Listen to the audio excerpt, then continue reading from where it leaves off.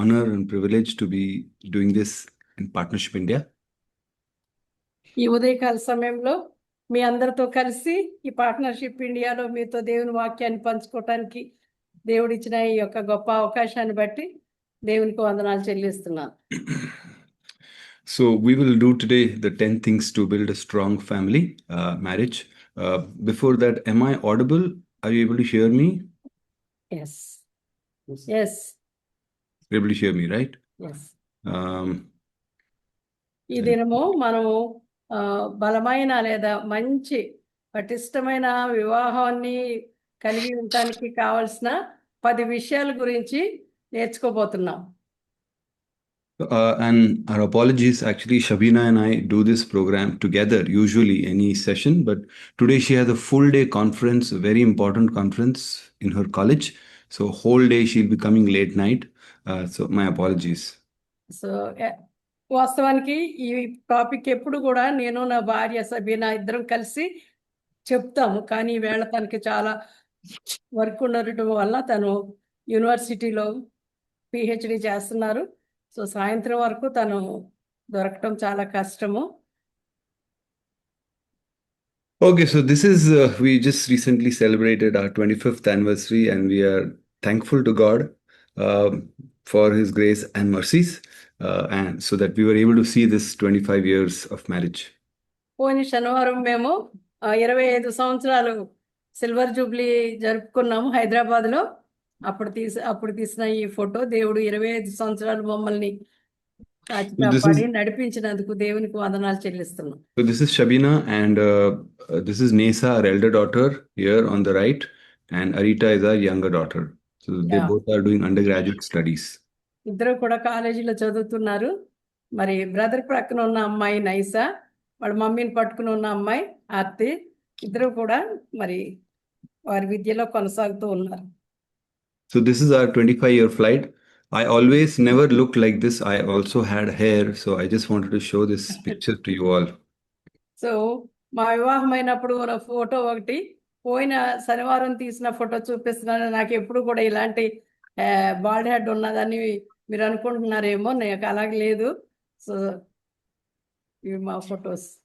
Okay, so this is our 25 years. It was not a smooth road, but a strong foundation. మా 25 సంవత్సరాల ఈ ప్రయాణం అంతా కూడా అంత సులువుగా లేదు, కానీ దేవుని యొక్క కృపను బట్టి చాలా బలమైన పునాది మీద కట్టబడింది. So here you can see the 10 stones here, and of course there are many more, but for this program we'll just do 10 because that is what we shared. And what are all these things which are in the stones marked, we will see in the next few minutes. ఇక్కడ 10 రాళ్లను నేను చూపిస్తున్నాను, ఇంకా చాలా ఉన్నాయి, కానీ ప్రాముఖ్యమైన 10 రాళ్ళు ఏ విధంగా కుటుంబాన్ని బలమైన కుటుంబంగా నిలబడేటట్లుగా చేస్తుంది అన్నది నేను మీతో పంచుకుంటాను. So let's see what are these 10 things which we have experienced in our life. But before that, in the last 25 years, at least in the last few years, this is the result of the 25 years of our marriage. These are the 3 books which Anna just explained. Firewall Your Marriage. This is for married people. Harmony and Money. This is for married, but even singles can read this book. And this is our recently published book. Last week we launched it. This is the 4 Fidelities, and we will refer to these books even as we discuss today's topic. 25 సంవత్సరాల్లో నా అనుభవాలతో, మా యొక్క జీవితంలో మేము అనుభవించిన వాటితో ఈ పుస్తకాలు రాసాము. మొట్టమొదటిగా ఫైర్ వాల్ యువర్ మ్యారేజ్, మీ కుటుంబాన్ని లేదా మీ వివాహానికి ఒక ఫైర్ వాల్ కట్టుకోండి అని రాసాము.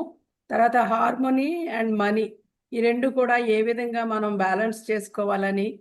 ఆ తర్వాత పోయిన శనివారం దీన్ని రిలీజ్ చేసాము ప్రార్థించి.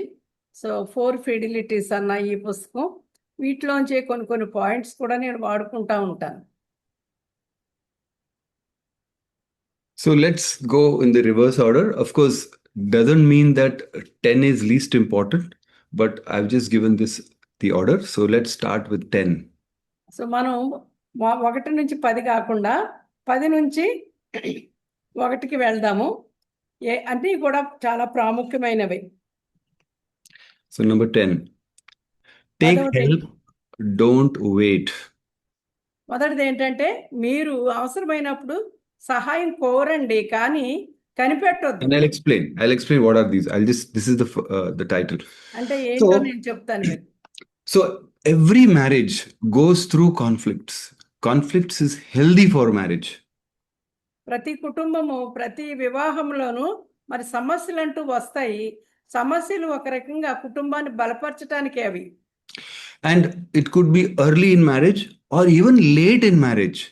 Because we have seen that divorces not just happen early in marriage, but even after 20-25 years of marriage, also divorces happen. So conflicts keep happening in our married life. సమస్యలు అన్నవి వివాహమైన మొదటి సంవత్సరాల్లో, మొదటి దినాల్లో రావచ్చు, లేదా తర్వాత కూడా చాలా సంవత్సరాలు అయ్యాక కూడా రావచ్చు. ఎందుకంటే మేము చూస్తుంది ఏంటంటే మరి ఈ విడాకులు ఇచ్చుకోవటం అన్నది 10 సంవత్సరాలకి, 20 సంవత్సరాలకి, 25 సంవత్సరాల తర్వాత కూడా జరుగుతూ ఉన్నాయన్నమాట. But when the conflicts start hurting marriage, it hurts, and it goes on. Don't wait. Immediately take help. It is not a shame to take help. We as a family have taken help early in our marriage, first few years of our marriage, because we had great difficulty. Even later on in our life, we have taken help, and that's the reason we are here. కనుక మన సమస్యల వలన ఒక కుటుంబంలో మా వ్యక్తులకి, భార్యాభర్తలకి ఏదైనా బాధ ఎక్కువగా ఉన్నప్పుడు మీరు కనిపెట్టవద్దు. ఇతరుల సహాయము తీసుకోవటం చాలా ప్రాముఖ్యం. అలా సహాయం తీసుకోవటం అన్నది ఏదో తప్పుగానో లేకపోతే అది నామోషిగా అనుకోకూడదు, కానీ మరి అది తీసుకోవటం వల్ల మనం చాలా సహాయపడతాం. మా వివాహంలో కూడా మొట్టమొదటి దినాల్లో కొన్ని సమస్యలు వచ్చినప్పుడు మేము ఇతరుల సహాయాన్ని తీసుకున్నాము. తర్వాత కూడా ఎప్పుడైనా సమస్య వస్తే మేము ఇతరుల సహాయం తీసుకున్నాం కనుక మా కుటుంబం ఈ విధముగా నిలబడి ఇప్పుడు అందరికీ మాదిరికరంగా ఉండటానికి దేవుడు కృప చూపుతున్నాడు. And many marriages usually have conflicts early, and many ignore this conflicts, and that is one of the reason why a lot of marriages are, substandard, poor marriages, even among Christians. చాలా కుటుంబాల్లో మరి కొన్ని సమస్యలు వస్తాయి. సమస్యలు వచ్చినప్పుడు ఏం జరుగుతుందని అంటే వాటిని పట్టించుకోకుండా వదిలేసినందువలన అవి చివరికి మన వివాహాలు ఏదో ఒక ఉంటే ఉన్నాము, చేస్తున్నాము అన్న రకంగా మరి నడుస్తూ ఉన్నాయి. Right, the Proverbs 11:14 says, where there is no counsel, the people fall, but in the multitude of counselors there is safety. And this is a very applicable verse for marriage. మనం సామెతల్లో చూస్తున్నాము, ఎక్కడైతే కౌన్సిల్ లేదా సలహా లేదో అక్కడ మరి ప్రజలు పడిపోతారు. ఎక్కడైతే ఎక్కువ మంది సలహాలు తీసుకుంటారో అక్కడ మరి క్షేమం ఉన్నది అని చూస్తున్నాం. So if you see here, right, this is everything is fine here, but there is small rust here, right? So this is the early years of marriage, small rust here. What you should do is immediately take off this rust. ఈ చిత్రంలో మనం చూస్తున్నది ఏంటంటే అంతా బాగానే ఉంది, ఇక్కడ అయితే చిన్న స్థలంలో ఒక తుప్పు పట్టినట్టుగా ఉంది. దాన్ని అలాగే వదిలేస్తే అది ఇంకా ఎక్కువ అవుతుంది, కానీ వెంటనే దాన్ని తీసి మనం శుభ్రం చేయాలి. And if you don't fix this is what happens. See, everything is rusted and it is cracked, and this is what happens in many marriages. This is what many marriages go through because they never took help early in marriage. And we are a testimony here. We took help whenever we needed. ఇక్కడ మనం చూస్తున్నాం కదా, ఆ యొక్క రస్ని, ఆ తుప్పుని మనం తీయనందువలన ఈ మొత్తం అన్ని చక్రాలకి లేదా తుప్పు పట్టినట్టుగా, ఇరిగిపోయినట్లుగా మనం చూస్తున్నాం. మా జీవితంలో మేము చెప్పాలంటే మొదటి సంవత్సరాల్లో మా సమస్యల్లో మేము ఇతరుల సహాయం కోరుకున్నందువలన మేము ఎంతగానో మేలు పొందేమని నేను సాక్ష్యం ఇవ్వగలను. Now here this slide is talking about, here is the science. So every slide, every point, I'm going to share with you what Christian authors, Christian experts tell, and what the secular research tells. So here is the secular research. నేను ప్రతి విషయంలోను మరి క్రైస్తవ సంబంధించిన బిడ్డలు, దేవుని బిడ్డలు ఏం చెప్తున్నారు ఈ టాపిక్ మీద, లేకపోతే సెక్యులర్ వరల్డ్లో ఉన్న వాళ్ళు ఏం చెప్తున్నారు అన్నది నేను మీకు ఎక్స్ప్లెయిన్ చేస్తాను. So here is a very well-known. He's an author of books, and also he's a counselor. He's a PhD, and he and his wife do this. Families, they have written book. So here he says that early repair attempts predict long-term stability. In fact, he says that early in marriage itself you can predict if there will be a divorce or not, and he has proved it early in marriage itself. You can make out that there will be a divorce or not, and one of the important things is taking help. ఈయన John Gautam అన్న ఆయన ఒక విషయం చెప్పారు. అదేంటంటే మన ఎలాంటి సమస్య వచ్చినప్పుడు చాలా పెందలకాడ వెంటనే మనం ఆ సమస్యను పరిష్కరించుకోవటం మొదలు పెడితే మనం దీర్ఘకాలము చక్కగా స్టేబుల్గా చక్కగా ఉండగలమని చెప్తున్నారు. ఆయన రీసెర్చ్లో చూసి ఆయన చెప్పింది ఏంటంటే, ఆయన అసలు వాళ్ళు మొదట్లోనే ఆయన చెప్పగలడు ఈ యొక్క ఫ్యామిలీ చివరి వరకు ఉంటారా కలిసి ఉండరా అన్న విషయం కూడా. వ్యక్తి. So there's another author, says Sue Johnson. So what this author says is that the attachment that we have, the repair works best, right, before emotional disconnection hardens, which means if you don't repair it, many years later, the disconnection has happened. You can't repair. It's like of no use. That means husband and wife, you can't repair because they have gone far away from each other. ఇంకొక ఆయన సూ Johnson అని ఆయన ఏం చెప్తున్నారంటే, ఆ భార్యాభర్తల మధ్య ఉన్న ఆ అటాచ్మెంటు అది వెంటనే రిపేర్ చేయకపోతే, ముఖ్యంగా మరి ఇమోషనల్ భావోద్రేకాలు కానీ డిస్కనెక్ట్ అయిపోతే, అంటే కనెక్షన్ లేకుండా తెగిపోతే తర్వాత దాన్ని సరి చేసుకోవటం అన్నది చాలా కష్టం.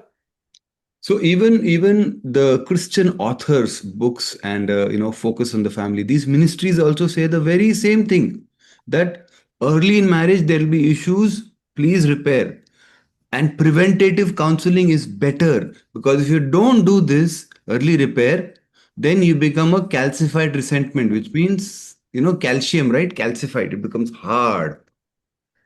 సో మనం చూస్తున్నాం కదా, వీళ్ళిద్దరూ కూడా జాన్ గోత్మాన్, సూ జాన్సన్, వాళ్ళు సెక్యులర్, వాళ్ళు చెప్పిన విషయాలు ఎంతో సత్యం. అదేవిధంగా క్రైస్తవ ఆధార్లు కూడా వాళ్ళు ఏం చెప్తున్నారు అని అంటే, మనము మొట్టమొదటిగా పెందలకడే కానీ మనం తీసుకోకపోతే, ప్రివెంటివ్ జాగ్రత్తలు తీసుకోకపోతే, కౌన్సిలింగ్ తీసుకోకపోతే కొంతకాలానికి అది మరీ క్లిష్టమైన సమస్యగా, దాన్ని ఇంకా మనం పరిష్కారం చేయలేనిదిగా మారిపోతుంది అని. So if you right now, while you're watching, if you feel that there are some conflicts and regular fights, arguments for anything, take help, go for counseling. Don't feel bad or don't feel ashamed. It's your marriage. If you don't do it now, it'll be very hard in the next few years to do it, anything.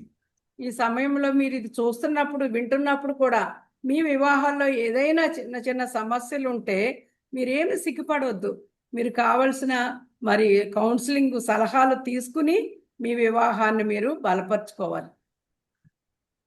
So even as I'm discussing this, I want to introduce to you, this is a 0 to 1 year marriage. You can actually go to this website. This is a recently launched program.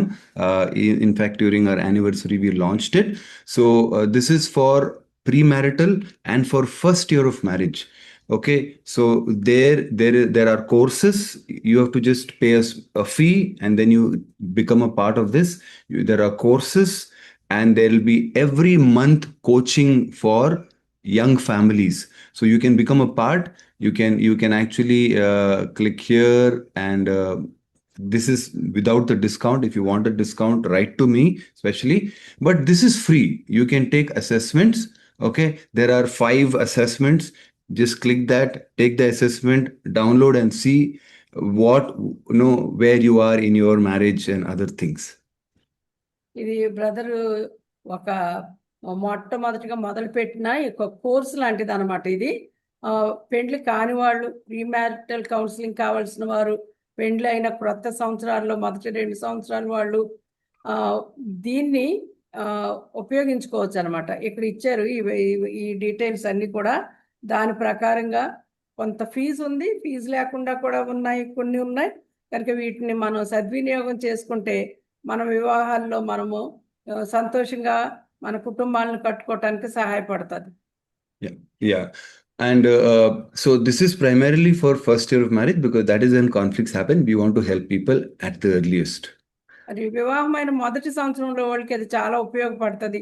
అప్పుడే వారు ఒకరినొకరు అర్థం చేసుకుని ఆ పరిస్థితుల్లో వచ్చే సమస్యల్లో వారు కట్టుకోవటానికి బాగుంటుంది. So delay allows resentment to calcify. That is what. But early help is equal to early course correction and changes.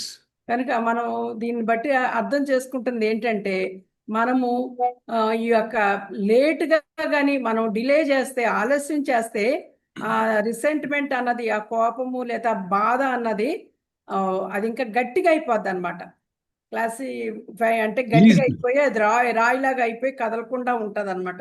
Okay, don't go to this right now. Don't go to this right now. Please pay attention. Okay. మీరు Number నేను 9. చూపించానని దాని విషయమే ఇప్పుడు మీరు చూడొద్దు, తర్వాత చూడండి. Number 9, accept spouse and change yourself. 10వది ముందు చూసాం కదా. ఇప్పుడు 9వది ఏంటంటే మీ స్పౌస్ని, మీ భాగస్వామ్యాన్ని మీరు అంగీకరించి నీవు మారటం అన్నది చూడాలి. So all of us married, at some point or the other, we wish, oh, my spouse changes, especially the habits, mannerisms, practices, and exactly become like me. That is what we always look for. మనం Correct? చాలా మంది వివాహమైన వాళ్ళు అనుకుంటాము, ఏదో టైంలో మొదటి దినాల్లో ఏమనుకుంటామంటే నా భార్య లేదా నా భర్త నాలా ఉంటే బాగుండు, నా వల్ల వాట్లు నేను చేసేటట్లే చెయ్యాలి, తను నాలాగా మారితే బాగుంటుందని అనుకుంటాం. And we try to, share this when we are in a fight. Okay, but that becomes more. That fight becomes bigger. ఎప్పుడైనా సమస్యలు వచ్చి వాళ్ళిద్దరు కూడా కొట్లాడుకుంటా ఉన్నప్పుడు కూడా చెప్తాం, నువ్వు అసలు ఇలా మారాలి, నీ పరిస్థితి ఇలాగున్నది అని ఒకరినొకరు అనుకోవటం సామాన్యం. So the best policy is if you think that, the marriage can help. So you change instead of expecting your spouse, you change. Probably that will help your marriage. వాస్తవానికి మనం చెప్పాలంటే నీ స్పౌస్, నీ భాగస్వామి మారాలని అనుకోవటం కన్నా మీ వివాహము మరి మెరుగుపడాలంటే నీవు చేంజ్ అవటం అది చాలా ప్రాముఖ్యం. నేను చేంజ్ అవ్వాలి, నా భర్త కాదు, నా భార్య కాదు అని అనుకోవటం. But this when I say habits, mannerisms, practices, okay, so it is only these things, those little things. But if there are sinful habits, abuse, anger, beating and all, that should not be. You should immediately report to somebody known to you. That you should not keep quiet. Here we are only talking about the small habits and manners. ఇక్కడ మారాలి, వాళ్ళ యొక్క అలవాట్లు, వాళ్ళ mannerisms, వాళ్ళు బాగా అలవాటు పడిపోయిన మారాలంటే ఏదంటే మాటల్లోనో లేదా ఇంట్లో పనులు చేసే విషయాలు అలాంటివి.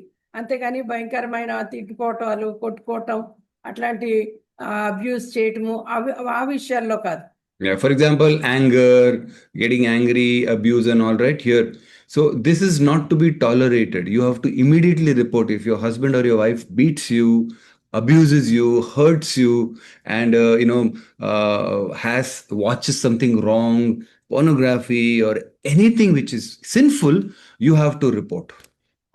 మరి మా కుటుంబాల్లో భర్త గాని భార్య గాని మరి పాపానికి సంబంధించిన వాటికి అలవాటు పడి వాటిని ఇంట్లో వాళ్ళు చేస్తూ చూసుకుంటూ ఉంటే దాని విషయమై మరి సహాయం కోరుకోవటం, ఇతరులకి షేర్ చేసి వారిని సహాయం చేయమని అడగటం చాలా ప్రాముఖ్యం. For example, maybe your spouse becomes late sometimes to go someplace, or the house is not in order all the time. Those are things that marriage can still go on, right? So those are okay, but this abuse is not okay. Okay, so that is the difference. ఉదాహరణకి మీ భర్త కానీ భార్య కానీ ఎక్కడికన్నా మీటింగ్కి వెళ్ళాలా, బయటకు వెళ్ళాలంటే లేట్గా రావటము, లేదా లేట్గా తయారవటం, లేదా ఇంట్లో వస్తువులు సరిగా ఉంచకపోవటం, ఇల్లు శుభ్రంగా అలాంటివి పర్వాలేదు, వాటిని మనం అంగీకరించవచ్చు, అవి మార్చుకోవచ్చు నెమ్మదిగా. అవి కాకుండా వేరేవి వాళ్ళ గుణాల లక్షణాలకు సంబంధించింది అలాంటివి అయితే మనం వెంటనే వాటి విషయమై జాగ్రత్త పడాలి. Now, this is all the research and studies tell that trying to change your spouse predicts contempt, which means it is considered bad. But self growth, when you grow yourself, it predicts respect.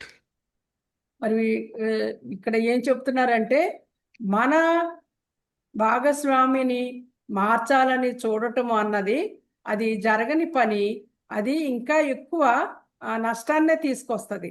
కానీ మనంగా మారటం అన్నది మరి వ్యక్తి ఎదగటానికి మరి ఒక రకమైన గౌరవాన్ని మనకి తీసుకొస్తుంది.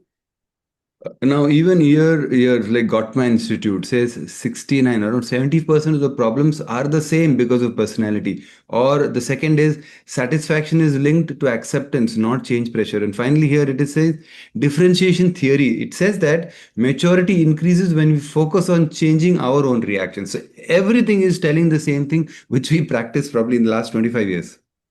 ఇక్కడ ఈయన గౌతమ్ ఇన్స్టిట్యూట్ లేదా వాళ్ళు ఏం చెప్తున్నారంటే మరి పెర్పెచువల్ ప్రాబ్లమ్స్ దినదినము వచ్చేది ఎప్పుడు ఉండే వాటిని అవి ఎప్పుడు కూడా ఉంటాయి కనుక అవి వ్యక్తిత్వాన్ని అవి మార్చటము కష్టమే. కానీ ఏదేమైనా ఒకళ్ళనొకళ్ళు అంగీకరించుకుని మరి నువ్వే మారాలన్నటువంటి ప్రెషరు వేరే వ్యక్తి మీద పెట్టడం అన్నది దాని వలన తృప్తి రాదు. కానీ వాస్తవానికి చివరిగా మరి నేను మారితే ఏమొస్తుందంటే మెచ్యూరిటీ పరిపక్వత ఎక్కువ అవుతుంది. తర్వాత నేను మారేయాలి అన్న దాని మీదే మనం కేంద్రీకరిస్తే అది నిజంగా సహాయకరంగా ఉంటుంది. So it is not that early in a marriage we were doing this. Even I also thought my wife will change and change. But over the years only we realized this. కనుక ఎప్పుడు కూడా నా భార్య నా భర్త change అవ్వాలి, మారాలి, వాళ్ళు మార్చుకోవాలి అనుకోవటం కాదు, కానీ మనమే మారటం అన్నది చాలా ప్రాముఖ్యము. అలాగే వేరే వ్యక్తి మారాలని అనుకోవటము, ఆశపడటము అది జరగని పని, చాలా వరకు జరగదు. So here is a book called The Meaning of Marriage by Tim Keller. He says marriage is a sanctifying mission, which means it is to change you, okay, and it is to help you become your best self. So accept that, think that you have to change, not your spouse. కనుక Tim Keller అనే ఆయన కూడా మరి వివాహం గురించి, కుటుంబాల గురించి చాలా పుస్తకాలు రాశారు. ఆయన చెప్పేది ఏంటంటే మరి వివాహం అన్నది మరి మనల్ని బెటర్ పీపుల్గా లేదా శాంటిఫై అంటే పరిశుద్ధులుగా చేసే లాంటి దృక్పథం కలిగినది వివాహం అన్నది. కనుక మనల్ని మనము మరి ఎక్స్ప్రెస్ చేసుకోవటం అంటే చెప్పుకోవటం వలన మన కుటుంబాలు కట్టబడతాయి. So now we've already done that, so that's why I'm skipping. So number 8. So we've just done 2. Okay, so you now go to number 8. What is number 8? దానికి వస్తున్నాము. Yeah. Make memories more than assets. 8వది ఏంటంటే మనము కొన్ని జ్ఞాపకాలు ఉండేలాంటి జీవితాలని లేకపోతే కుటుంబాలని కలిగి ఉండే అసెస్ట్ కాదు. అసెస్ట్ అంటే ఆస్తులను సంపాదించడం కాదు, కానీ మేక్ మెమరీస్, జ్ఞాపకాలని మనము పొందుదాం, జ్ఞాపకాలు కలిగి ఉందాం, ఆస్తి కాదు. So our human tendency, right, as humans, like we are humans, even though we are spiritual, we know Jesus, we are still humans. And our tendency is to have a lot of assets, right? Buy the best dining table, best sofa set, best everything, a big car, a great house. We want to spend all our money on that because we think that will give us satisfaction and happiness. మనము human tendency, మానవ నైద్యం ఏంటంటే మన విశ్వాసమైనా కూడా మన కుటుంబాల్లో, మన ఇళ్లల్లో మంచి వస్తువులు, మంచి డైనింగ్ టేబుల్, మంచి కారు అన్నీ అలాంటివి ఉండటం వల్ల మనకి మంచి తృప్తి, సంతోషం వస్తుందని అనుకుంటున్నాం. But the truth is that to strengthen a relationship, a marriage, or a family with children, what matters is memories only, actually. కానీ వాస్తవానికి మనం చూస్తే కుటుంబాన్ని చక్కగా కట్టేది ఏంటంటే, సంతోషాన్ని తీసుకొచ్చేది ఏంటంటే మనకి ఎల్లప్పుడూ గుర్తుండిపోయి ఏంటంటే వాళ్ళ మధ్య ఉన్న ఆ బంధము, చక్కటి So as బంధం అన్నది. so as a family, we have gone on vacations, gone out to eat, played at the house, gone to the parks. Vacations are not expensive, even very less price vacation, cheap vacation. We have gone, even now we keep remembering. Those are the memories which have made us strong. మా ఫ్యామిలీలో మేము చాలాసార్లు మరి అక్కడికి సెలవులకి వెళ్ళి చక్కగా సరదాగా గడపటము మేము నేర్చుకున్నాం. వెకేషన్ అంటే ఎక్కడికో వెళ్ళాలి, పెద్ద టూర్ వెళ్ళిపోయి అక్కడ డబ్బు ఖర్చు పెట్టాలని కాదు, కానీ తక్కువ ఖర్చు పెడుతూ సంతోషంగా పిల్లలతో ఆడుకోవటము, పార్క్స్కి వెళ్ళటము, కలిసి ఎక్కడికైనా హోటల్కి వెళ్ళటం, వాళ్ళతో ఇంట్లో ఆడుకోవటం, ఇవన్నీ కూడా చేయటం వలన జ్ఞాపకాలు మిగిలిపోతాయి. So even my wife and I, Shabina, we have played late in the night. We were playing chess till 3 a.m. in the night. We still remember. Those memories are so fondly remembered. నేను నా భార్య సబి, మేము కొన్నిసార్లు ఇంట్లో late అయిపోయినా కూడా ఆడుకుంటాం, chess auto ఇంకేదన్నా ఆడి మేము మా యొక్క జ్ఞాపకాలు అవి ఇప్పటికీ కూడా మేము మర్చిపోం, వాళ్ళు ఎంత సరదాగా మేము ఆడుకుంటా గడిపేము అన్నది. And with our children, we have gone, even when they're small, as they grew up, we constantly used to go out together as a family. And that is what has made our relationship strong.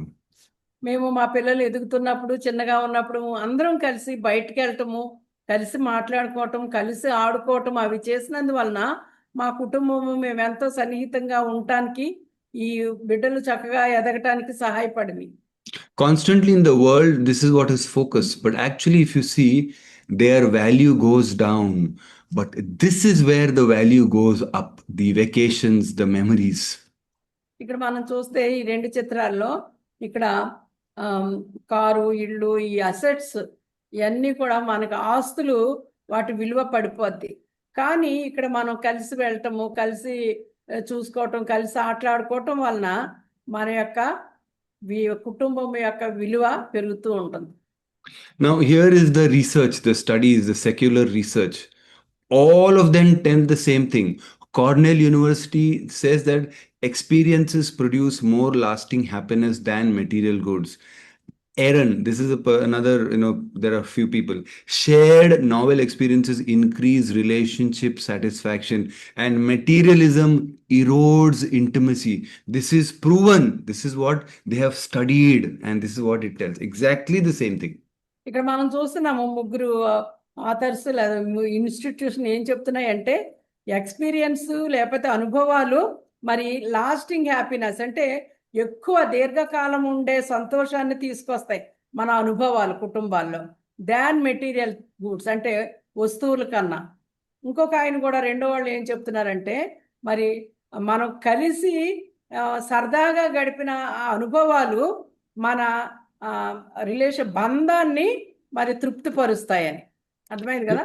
మనం కలిసి చేసిన పనులు మన బంధాన్ని, మన బాంధవ్యాన్ని బాగా తృప్తిపరుస్తాయి. తర్వాత materialism ఇరోడ్స్ intimacy అంటే మన మధ్య ఉండవలసిన ఆ ఇంటిమసీని, ఆ బంధత్వాన్ని ఆ డబ్బులు, వస్తువులు ఇరోడ్ చేస్తాయి, అంటే ఈ తక్కువ చేసేస్తాయి అన్నమాట. వాటి వలన పెద్ద ఉపయోగం ఉండదు, తగ్గిపోద్ది వాటి విలువ. Right, and the Christian authors and experts also say the same thing, right? Focus on the family. They say prioritize time and rituals with the family altar. Then there's another author. She also says positive interaction build marital resilience. Shared joy builds emotional. Very same thing. The same theme is spoken in Christian ministries also. మరి secular authors, Christian authors కూడా అదే చెప్తున్నారు. Family మీద మనం కేంద్రీకరిస్తే, వాటికి మనం ప్రాధాన్యత ఇస్తే అవి మనల్ని కాపాడతాయి, అది ప్రాముఖ్యమైనదని. పాజిటివ్ ఇంటరాక్షన్స్ అంటే భార్యాభర్తలు, పిల్లలు మరి పాజిటివ్గా ఒకరితో ఒకరు మాట్లాడుకుంటే మరి ఆ వివాహాలు బాగా నిలుస్తాయి అన్నమాట, ఎట్లాంటి పరిస్థితినైనా ఎదుర్కొంటాయంట. So next time shared joy builds emotional cap. ఇద్దరు కలిసి, భార్యాభర్తలు, పిల్లలు కలిసి మాట్లాడుకుని చేసినందు వలన ఇమోషనల్ క్యాపిటల్ అంటే మరి భావోద్రేకాలు ఒక కేంద్రంగా ఉండిపోతాయి. So next time you're tempted, you've got 10,000 rupees, how to spend for the family, whether you should buy something for the home, assets, or take your family out. Do take them out. That is what will build your relationship. So ఈసారి మీకు ఎప్పుడైనా ఒక 10,000 రూపాయలు వచ్చినాయి అనుకోండి, ఏం చేస్తారు? ఇంట్లోకి ఏమైనా కొనుక్కోవాలని అనుకుంటారా? లేకపోతే మేము కుటుంబంగా ఎక్కడికన్నా వెళ్ళి మేము గడిపి మేము మాకు కావలసిన జ్ఞాపకాలు ఉండేటట్లుగా మా ఫ్యామిలీని నడిపించుకోవాలా అన్నది మీరు ఆలోచన చేయండి. Right, that we just read, shared joy builds emotional capital, which means your emotions, your the inside, the feelings, the relationship, the relational aspect of your life is what grows strong, and that is what builds a strong marriage. So share Joy కలిసి మీ యొక్క సంతోషాలను పంచుకోవటం వలన మీ యొక్క emotional capital చాలా పటిష్టంగా మారుతుంది. అయితే assets అన్నవి వాటి విలువ తగ్గిపోతాయి, కానీ మన జ్ఞాపకాలు మాత్రం పెరుగుతాయి అన్నమాట. So for example, if a family only buys some big cars, big TV sets, big sofas, and everything that they do, but they never go for a vacation, that family will be a very poor emotional family. ఒక కుటుంబంలో మంచి car, మంచి పెద్ద TV అవన్నీ కూడా ఉన్నాయి అనుకోండి, ఉంటే మంచిదే. కానీ ఎప్పుడు కూడా బయటికి వెళ్ళరు, కలిసి మాట్లాడుకోరు, కలిసి తిరగరు. అలాంటప్పుడు వాళ్ళు ఎమోషనల్గా చాలా పూర్ ఫ్యామిలీ అనుకోవాలి. Okay, let's move on. This is number 7. What is number 7? Fill love tanks regularly. 7వది ఏంటంటే మీ యొక్క ప్రేమ ట్యాంక్స్ని మరి రెగ్యులర్గా మరి నింపుతా ఉండాలి అని. So there's a book called 5 Love Languages by Gary Chapman.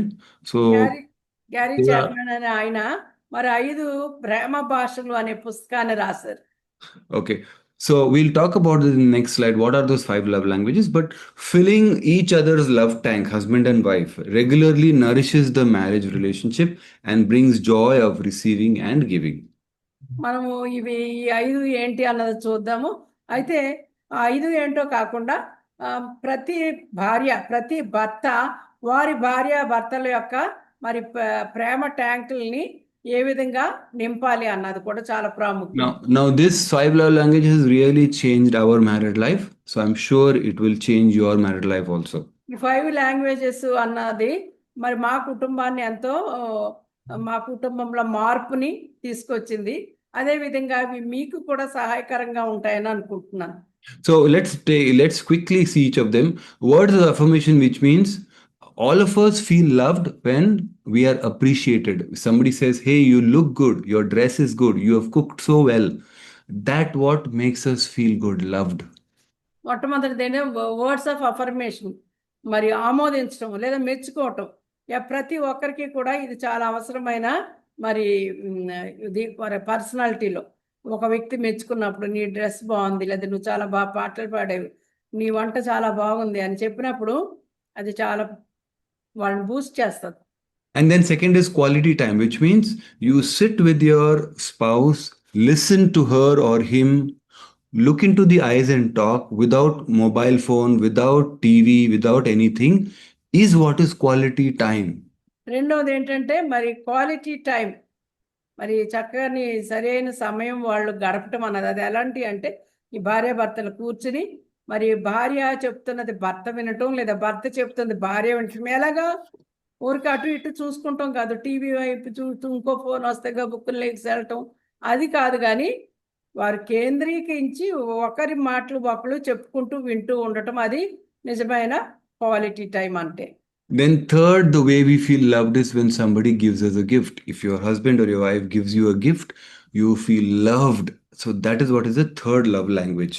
మూడవది ఏంటంటే రిసీవింగ్ గిఫ్ట్స్. నీ భార్య కానీ నీ భర్త కానీ నీకు ఎలాంటి బహుమతి ఇచ్చినప్పుడు మరి అది చాలా సంతోషాన్ని తీసుకొస్తుంది. నన్ను నిజంగా ప్రేమిస్తున్నారు, నా భార్య నన్ను ప్రేమిస్తుంది, నా భర్త నన్ను ప్రేమిస్తున్నాడు, నాకు ఇది తీసుకొచ్చారు అని అనుకుంటారు.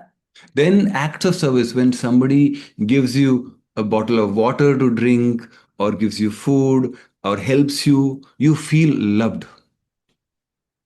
నాలుగోది ఏంటంటే యాక్ట్స్ ఆఫ్ సర్వీస్, మరి పనులు చేయటము, పరిచర్య చేయటం. అదేంటంటే నీ భార్య కానీ భర్త కానీ నీకు నీళ్ళు ఇచ్చిన, ఆహారం ఇచ్చినా, లేదా ఇదిగో బట్టలు తీసుకొచ్చి ఇక్కడ పెట్టానని చెప్పడం, ఇలాగ సహాయం చేసేది. దీనిని బట్టి కూడా నన్ను ప్రేమిస్తున్నారు, నా పట్ల శ్రద్ధ కలిగి ఉన్నారని అనుకుంటారు. And physical touch, the last one is physical touch, is where when somebody hugs you, right, touches you, shakes hand with you, you feel loved. So all of us feel loved with these five things. చివరికి ఏంటంటే physical శరీర స్పర్శ, నా భార్య కానీ భర్త కానీ, లేకపోతే ఈవెన్ బయట అయినా కూడా ఎవరైనా మనం టచ్ చేసినప్పుడు, షేక్ హ్యాండ్ ఇచ్చినప్పుడు, ఆ యొక్క ఆ టచ్ వలన ఆ యొక్క బంధము పెరుగుతూ ఉంటుంది. So now you have to find out which one is you feel most loved. For example, out of all these five, if your spouse appreciates you, you feel very loved, then that is your love language. Or if you know somebody helps you, if your spouse helps you, you feel very loved. So find out what is your love language, find out what is your spouse's love language, and keep pouring love into that love language. మనం తెలుసుకోవాల్సింది ఏంటంటే ప్రతి కుటుంబం, ప్రతి కప్పులు నీ partner యొక్క love language ఏంటి. కొంతమందికి అప్రిషియేట్ చేస్తే ఇష్టం, ఆ రిసీవింగ్ గిఫ్ట్స్ ఇష్టం ఉండకపోవచ్చు. కొంతమందికి ఫిజికల్ టచ్ ఇష్టం ఉండొచ్చు, లేదా వర్క్స్ ఆఫ్ సర్వీస్ ఇష్టం. నీ పార్ట్నర్ యొక్క లవ్ లాంగ్వేజ్ ఏంటో తెలుసుకుని అది చేయటము చేస్తే వారికి చాలా సంతోషాన్ని, సాటిస్ఫాక్షన్ని తీసుకొచ్చిన వాళ్ళంగా ఉంటాం. And even you know there are a lot of research, even the Stephen Covey who wrote the book 7 Habits of Highly Effective People, what he also says is that the small daily deposits of kindness, listening, and all that, if each other loves each other, so whenever there are fights, arguments, you recover faster and better. Steven Covey అని ఆయన చాలా పుస్తకాలు రాశారు. ఆయన రాసిన దాంట్లో మరి emotional bank account అన్న పుస్తకంలో ఏమి రాశారంటే, చిన్న చిన్నయే, పెద్ద అవసరం లేదు, డైలీ మనం చేసుకునే ఆ విషయాల్లో సహాయం చేయటమో, లేదా వినటమో, లేకపోతే ఇంకా ఇంకేదైనా సరే చిన్న చిన్న దినదినము చేసే వాటి వలన నీ పార్ట్నర్ యొక్క లవ్ ట్యాంకు నింపిన వాళ్ళంగా ఉంటాం. So I want to tell each of you who are listening, if you do not know the 5 love languages, please read the book 5 love languages. It is there in 80 different languages, even Indian languages. Please read, or go to Google, search for it. Please find out, because this will make a big difference in your married life. ఈ వివాహాల్లో చాలా సహాయాన్ని చేకూర్చే పుస్తకం ఇది. మరి ఇది ఈ 5 languages ఇంగ్లీష్లోనే కాదు, చాలా ఇండియన్ లాంగ్వేజెస్లో కూడా ట్రాన్స్లేట్ చేయబడి ఉన్నాయి. కనుక మీ పార్ట్నర్ యొక్క లవ్ లాంగ్వేజ్ ఏంటి, లేదా మీ లవ్ లాంగ్వేజ్ కూడా మీకు ఏది ఇష్టం, ఇవన్నీ కూడా మీరు చక్కగా తెలుసుకోవాలంటే ఈ పుస్తకం చదవటం చాలా ప్రాముఖ్యము. ఆల్రెడీ మీకు తెలుసుంటే వాటిని మీరు ప్రతిదినము కూడా ప్రాక్టీస్ చేయండి.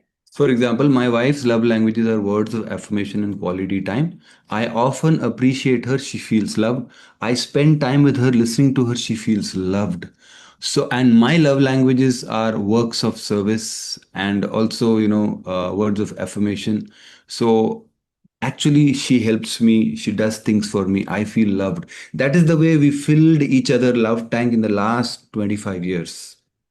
ఉదాహరణకి మా కుటుంబంలో మా భార్య యొక్క లవ్ లాంగ్వేజ్ ఏంటంటే, ఆమెకి ఏమి ఇష్టం అంటే అప్రిషియేట్ చేసినప్పుడు ఆమెకు చాలా ఇష్టం.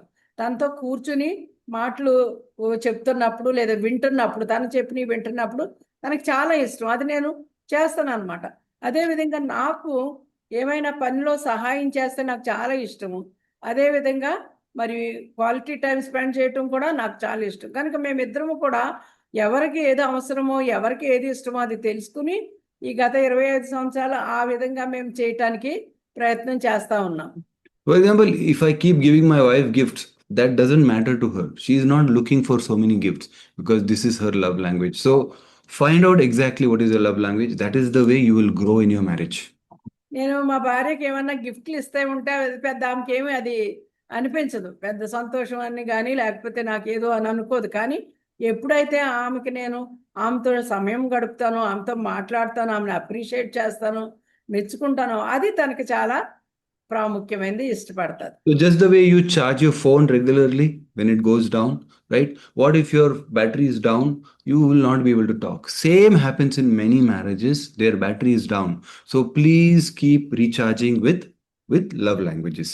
మనం మన బ్యాటరీస్ లేదా మన మొబైల్ ఫోన్స్ని ఏ విధంగా ఛార్జ్ చేసుకుంటాం, ఛార్జ్ చేసుకోకపోతే అవి పనిచేయవు కదా.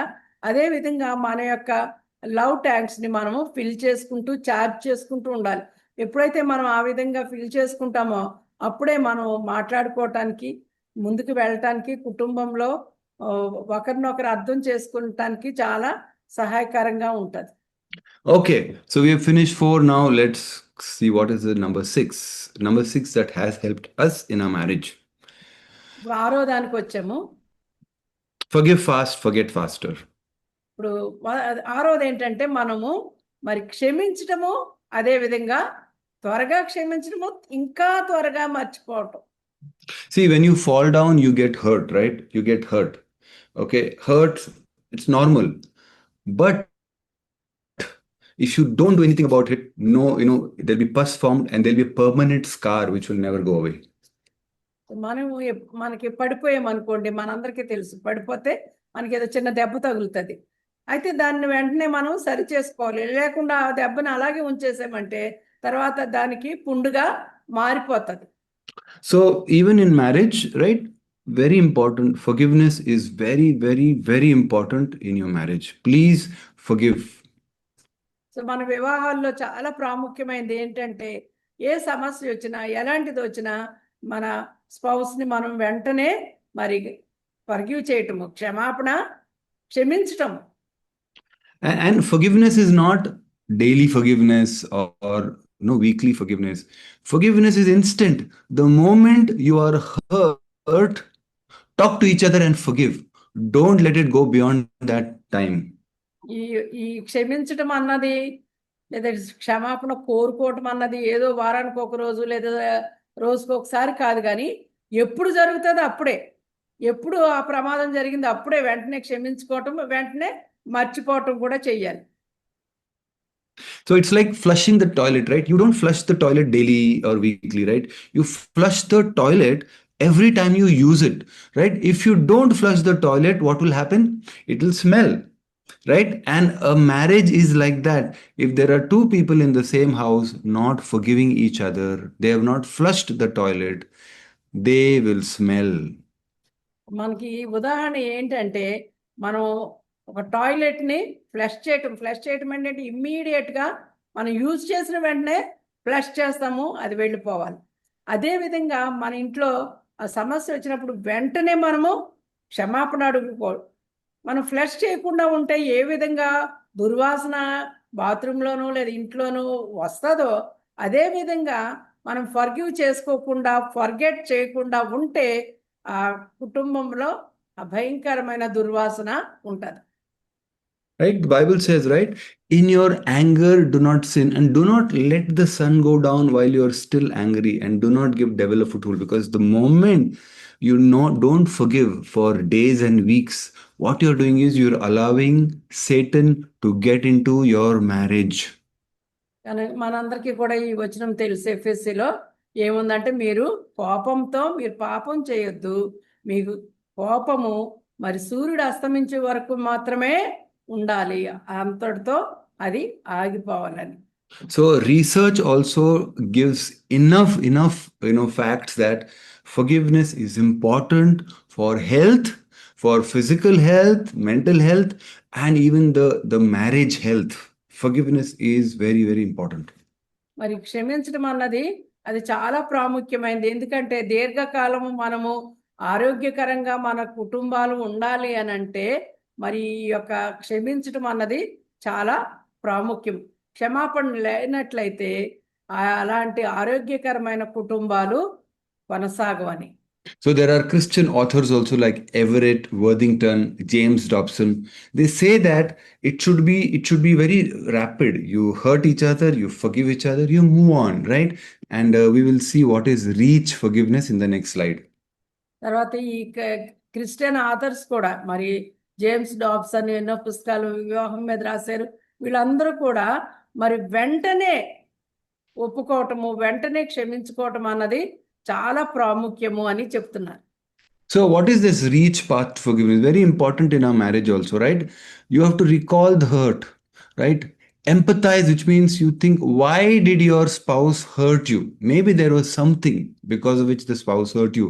Maybe some low feeling, insecurities, anger. There could be something. And then you give the gift. What is that gift? Is forgiveness.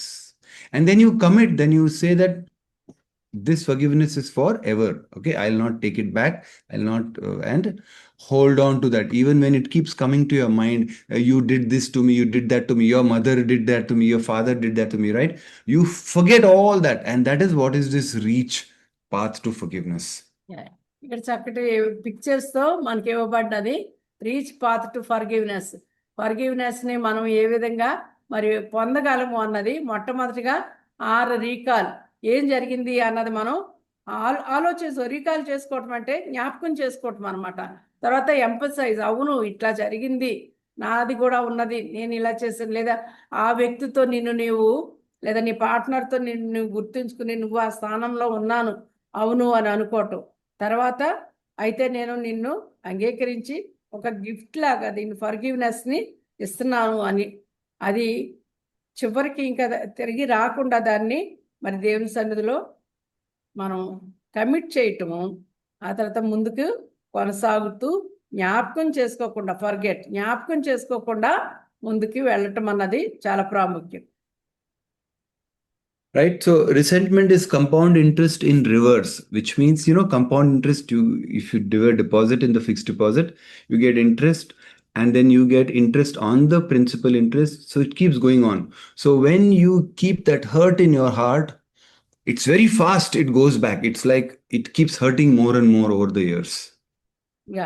మనం రిసెంట్మెంట్ అంటే పగని, లేకపోతే కోపాన్ని, ఆ బాధని, ఆ జరిగిన హర్ట్ని మనం మనసులో ఉంచుకుంటే అది ఎలాగవుతుంది అంటే కాంపౌండ్ ఇంట్రెస్ట్, వడ్డీకి చక్రవడ్డీ వడ్డీ వచ్చినట్లుగా కాంపౌండ్ ఇంట్రెస్ట్ లాగా ఉండి అది ఇంకా ఎక్కువ బాధను మనకు తీసుకొస్తుంది. కనుక రిసెంట్మెంట్, ఆ పగని, ఆ కోపాన్ని, ఆ బాధని మనము ఉంచుకోకూడదు. Right. So in our marriage, Shabina and I, we have hurt each other a lot, but this is one thing which we always said, that we will forgive each other at the earliest. Maybe we would have taken few minutes, an hour or so, but that same day we have settled the accounts. We have never allowed it to go to the next day. Okay, so if you want your marriage to be strong, please forgive instantly, because if you keep that, your marriage will be affected. మా కుటుంబంలో కూడా సబీనా నేను చేసేది ఏంటంటే, hurt చేసుకోమని చెప్పట్లేదు. చాలాసార్లు ఒకరినొకరు హర్ట్ చేసుకుంటాం మాటల ద్వారా, ఏదన్నా డిస్కషన్ చేసినప్పుడు.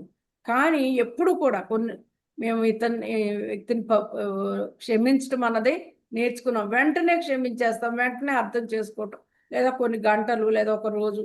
కానీ ఎప్పుడు కూడా ఆ రిసెంట్మెంట్ని, ఆ పగని, ఆ కోపాన్ని, ఆ దుఃఖాన్ని మేము ఉంచుకోము. Okay, so we have completed 5. Just thought take a break and ask you, what do you remember? Okay, let's see now if you remember. What do you remember? మనం 5 పాయింట్లు ముగించాము, ఇంకా 5 ఉన్నాయి. ఇప్పుడు వరకు మనం నేర్చుకున్నలో మీకు ఏమి జ్ఞాపకం ఉన్నాయి? So you can put it on the chat, or you can unmute if you are allowed, and quickly let us know what we have done till now 5. Then we will move on to the next 5. మనం ఇంతవరకు నేర్చుకున్నవి 5 points మీకు ఏమి జ్ఞాపకం ఉన్నాయో అవి చెప్పండి. Chat box లో చెప్పండి, లేదా మీరు అన్మ్యూట్ చేసుకుని చెప్పొచ్చు, no problem. Okay, love languages. Yes, Vinod, love languages. Then what? What else? ఒకళ్ళు లవ్ లాంగ్వేజ్ అని చెప్పారు, మిగిలిన వాళ్ళు కూడా మాట్లాడండి. If you are not putting it on chat or telling, that means you have not understood. That means it was a waste of our time. మీరు chat box లో చెప్పకుండా, లేకపోతే అన్మ్యూట్ చేసుకుని చెప్పట్లేదు అని అంటే మీకు వినపడలేదు, అర్థం అవ్వలేదు, మన టైం అంతా వేస్ట్ అయింది. Okay, forgiveness. Okay, then Sharon and Narmada says forgiveness. What else? Make memories more than assets. Yes, Prabhakar, correct. What else? First point, take help, don't wait. Perfect. Yes, thanks. Vinod says you change first. Yes, don't expect your spouse to change. Forgiveness, fill love tanks. Very good. Anything else we missed? Did we miss anything? Okay, I think we have covered everything. One, two, three, four. Right? Have we covered everything? Forgiveness, love tank, change first, make memories. Forgive. Okay.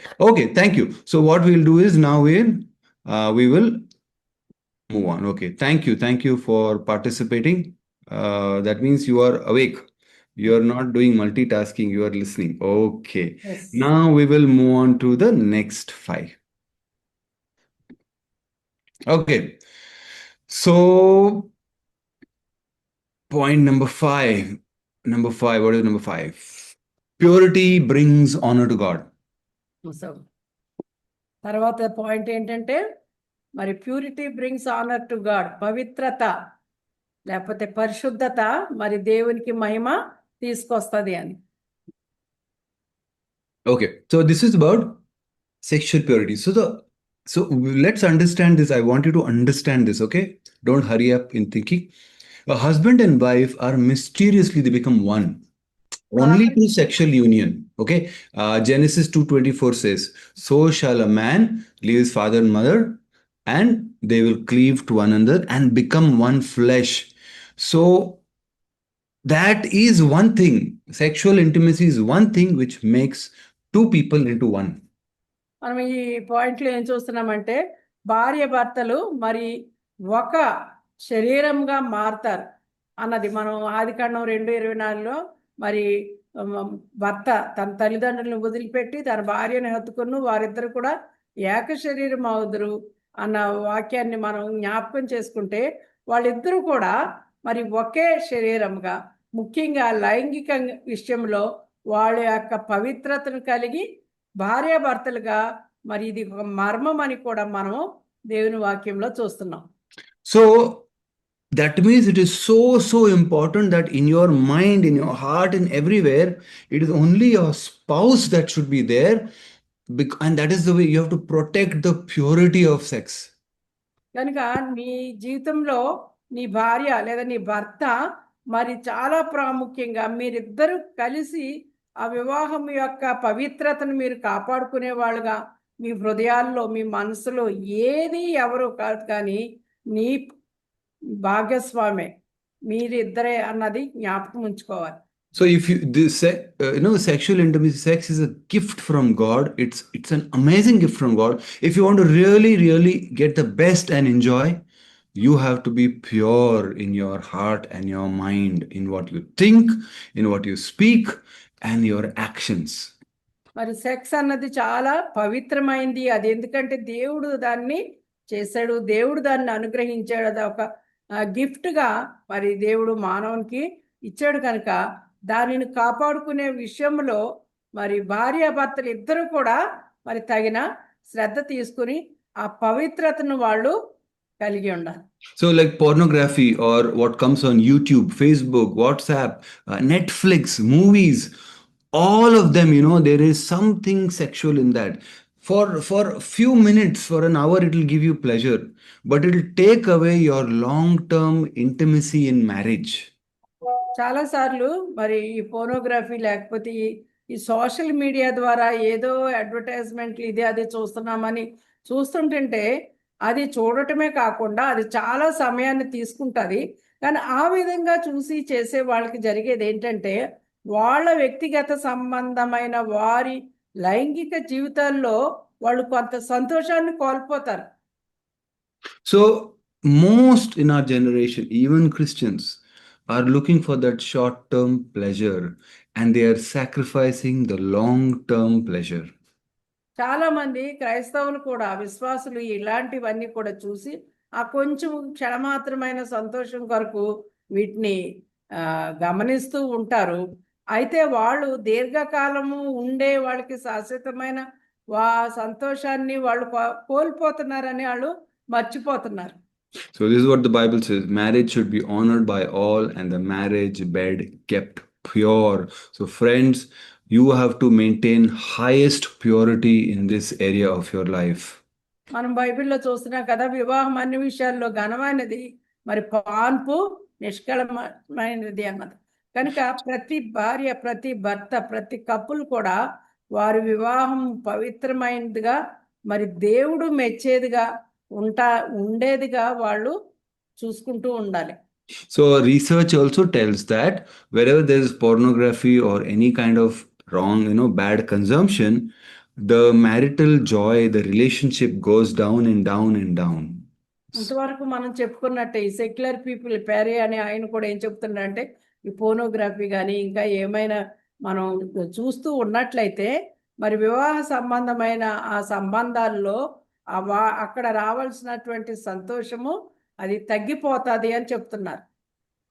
That means those who are maintain purity, their marriages are stronger, and we thank God that we have stayed away from this all our married life. కనుక ఇది ఎవరైనా సరే ఇట్లాంటి ఆలోచన వచ్చినా కూడా వాళ్ళు ఏదో కోణంలోంచి వాళ్ళ సొంత వివాహాన్ని కొంత మరి అది పాడు చేసుకున్న వాళ్ళుగా అవుతారనమాట. మా జీవితంలో నాకు చాలా సంతోషం, ఎందుకంటే మేము ఈ విషయంలో మరి 100% జాగ్రత్తగా ఉన్నాం. Then in a marriage, when both husband and wife satisfy each other and they reject all the other things, there is a lot of security and strength in the marriage. You feel good.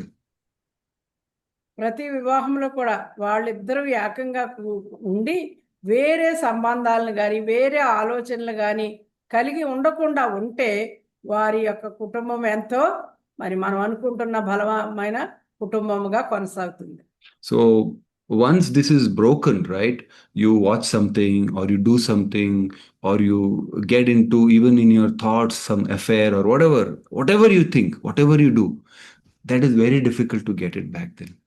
ఇక్కడ మనం చూస్తున్నాం కదా, sexual trust అన్నది కానీ మనం పోగొట్టుకుంటే అది repair చేయొచ్చు స్లోగా, కానీ రిపేర్ చేయటం చాలా కష్టం. ఏ విధంగా మాట ద్వారా, ఒక తలంపు ద్వారా, ఏదన్నా చూడటం ద్వారా ఆ ప్యూరిటీని పోగొట్టుకుంటే దాన్ని మళ్ళీ దేవుని సన్నిధికి వచ్చి రిపేర్ చేసుకోవచ్చు, కానీ అది చాలా కష్టంగా రిపేర్ అవుతుంది.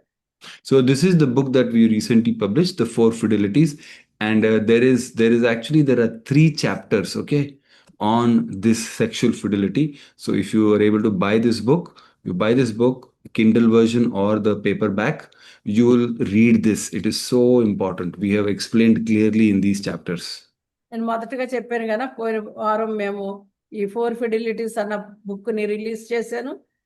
రిలీజ్ చేసినప్పుడు అందులో ఒక చాప్టర్ 3 విషయాలు, 3 చాప్టర్స్ సెక్షువల్ ఇంటిమసీ మీద లేదా సెక్షువల్ ఫిడిలిటీ విషయం ఉన్నది. మీరు ఎవరైనా కావాలంటే కిండిల్లో కానీ ఇంకేదైనా కానీ లేదా డబ్బులు ఇచ్చి కూడా కొనుక్కోవచ్చు. Okay, so we will now move on to point number 4. What is the number 4? ఇప్పుడు 4వ దానికి వెళ్దాము. It is never mine and yours, it is ours. ఎప్పుడు కూడా ఇది నాది అని కాదు కానీ, నీది అని కాదు కానీ, మనది అన్నది కావాలి. What does that mean? అంటే ఏంటి? So Genesis 2:24 again, actually this 4 fidelities is based on this verse, and the Lord says, so shall a man leave his father and mother and cleave to one another and become one flesh. So you are becoming one, right? So everything that comes from anywhere, whether it is marriage or gifts or salary or whatever, anything in the house is now belongs to both of you.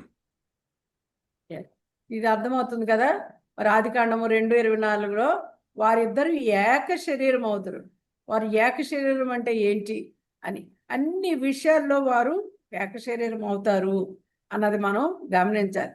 కనుక నీది నాది కాదు కానీ మనది ఏకత్వం. And remember that your salary, your car, your house, or whatever you have, it doesn't belong to you. It belongs to God. You are only a steward, a servant to take care. And in marriage, you are joint stewards.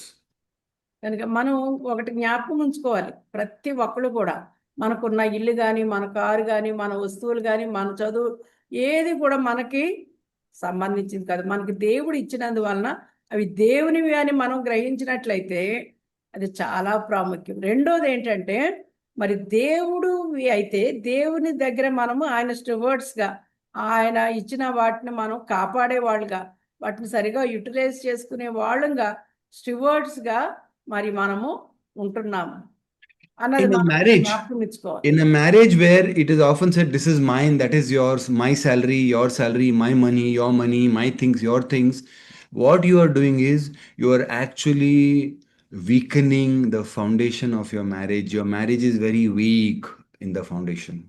మనం ఎప్పుడైనా కూడా మన కుటుంబాల్లో ఇది నాది, ఇది నీది, ఇది నాది, ఈ వస్తువు నాది, ఇది నేను కాదు అట్లా అనుకున్నట్లయితే మనది కాదు, మనము అని అనకుండా అస్మాను నాది నీది అనుకుంటే మనం యొక్క కుటుంబం యొక్క పునాదిని మరి కదిలించిన వారంగా, లేదా దాన్ని చాలా మరి తక్కువగా చేసిన దాన్ని మరి స్ట్రాంగ్గా లేకుండా చేసుకున్న వాళ్ళం అవుతాం.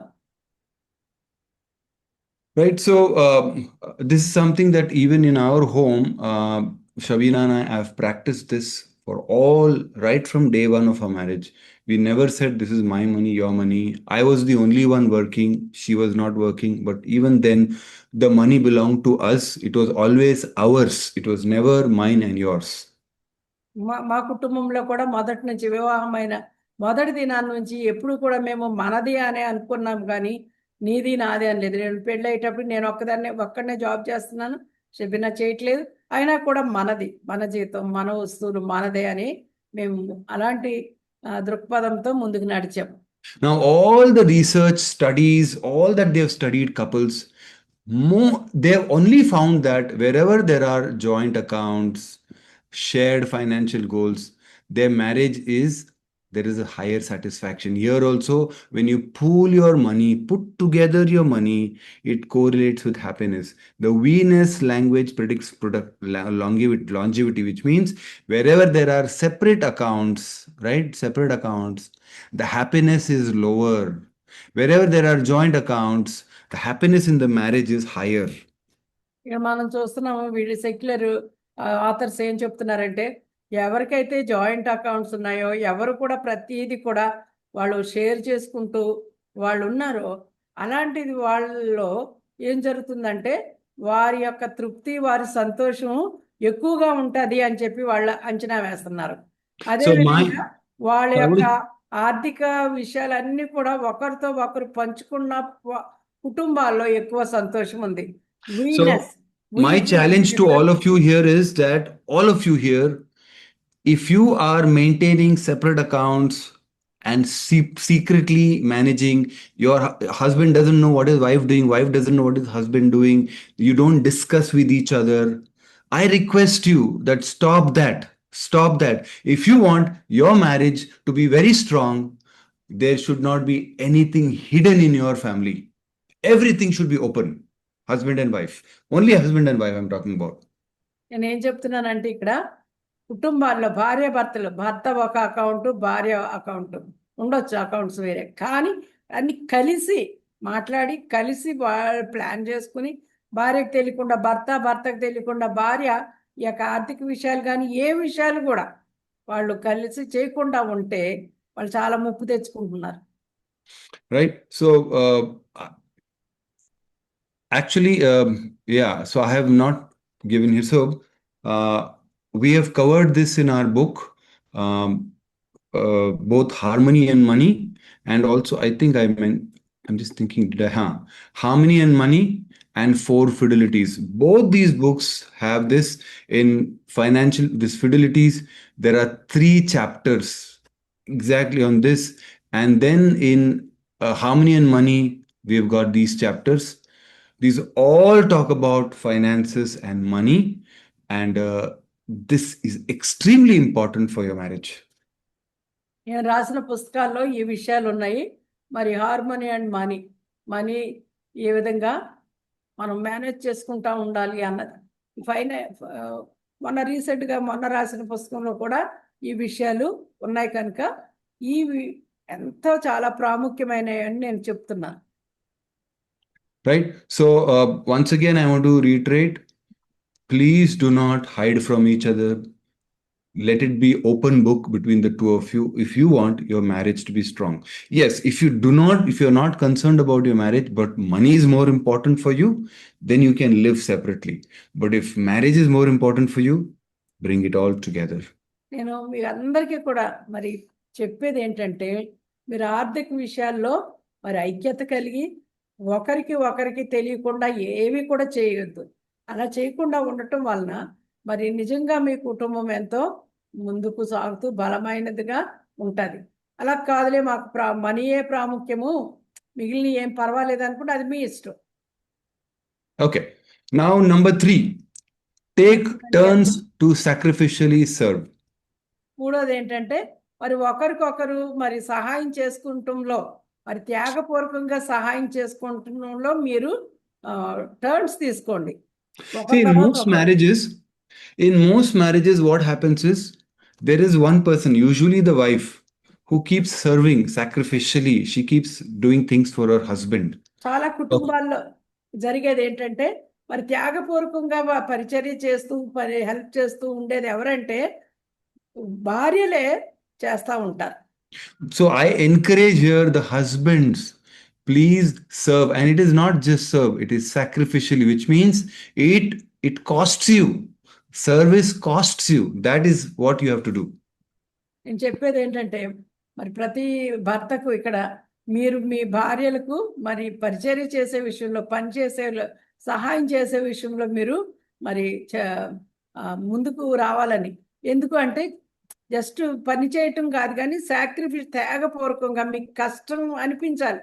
మీరు చేసేది మీకు భారంగా, అంత కష్టంగా మీరు అంటే అంత పెయిన్ తీసుకుని మీరు సహాయపడేవారుగా ఉండాలి. Now, the second point is, take initiative to serve the other, not only where there is no choice, but make a deliberate choice. Which means, for example, if your wife falls sick, you are forced to serve. There is no choice. You have to cook food, probably you have to help or do whatever, right? But don't wait for that. Even when your wife is fine and healthy, you make the choice to help her. That is what is sacrificial service. ఇది ఏంటి అని అంటే నేను చెప్తున్నది మరి initiation, చొరవ తీసుకుని సహాయం చేయండి. ఎప్పుడు అని అంటే కొంతమంది చాలా మంది చేస్తారు.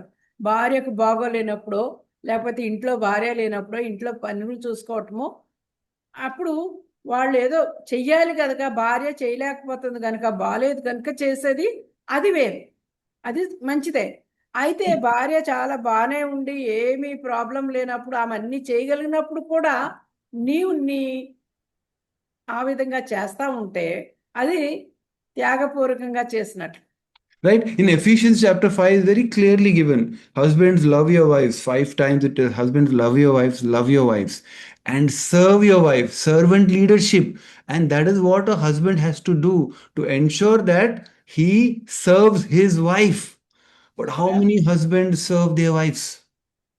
ఎఫెసీ 5వ అధ్యాయంలో మనం భార్యలను మీరు ప్రేమించండి అని 2, 3, 4, 5 సార్లు చూస్తున్నాం. భార్యలను ప్రేమించండి, వారికి మీరు సర్వ్ వన్ అనదర్, ఒకరికొకరు సహాయం చేసుకోమని ఉంది. ఆ విధంగా ఎంతమంది భర్తలు వారి భార్యలకు సహాయం చేసే వాళ్ళుగా ఉంటున్నారు. So in a family where there is sacrificially serving, husband is sacrificially serving wife, wife is sacrificially serving husband, that is a marriage which will become very strong. ఏ కుటుంబంలో అయితే మరి త్యాగపూర్వకంగా భార్య భర్తకు లేదా కుటుంబానికి సహాయం చేస్తుందో, అదే విధంగా భార్య భర్తకు, భర్త భార్యకు ఒకరికొకరు చేసుకుంటున్నారో, ఆ కుటుంబం నిజమైన మరి స్ట్రాంగ్ కుటుంబంగా కొనసాగగలదు. So even the Lord Jesus came to serve.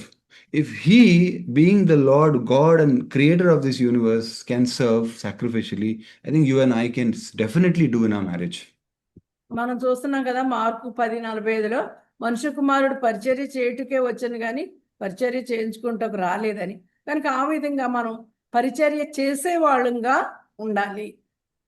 Right? So even the secular research shows very clearly that willingness to sacrifice predicts higher commitment, stability in a marriage, and reduced attention to others. I mean, you don't think about others. So, and Gottman also says positive sentiment override is built through small bits of service. That means little service that you do, positive sentiment is built. So, even research science tells that serving will help marriage. Research కూడా ఏం చెప్తుందంటే ఒకరికి ఒకరు సహాయం చేసుకోవటం వలన మరి సాక్రిఫిషియల్గా త్యాగపూర్వకంగా చేయటం వలన మరి చాలా కాలము వారి యొక్క ఒకరికొకరు వాళ్ళు కమిట్ చేసుకున్నది అది స్టేబుల్గా నిలకడగా గట్టిగా ఉంటుందని చిన్న చిన్న సహాయాలే అవి వారిని ముందుకు కొనసాగటానికి ఎంతో తోడ్పడతాయని వాళ్ళు చెప్తున్నారు. Right. So even Christian authors also, there's one author called Gary Thomas. He says marriage is meant to make you holy, not just happy. Right. So how you become holy? It is through sacrificially loving your spouse.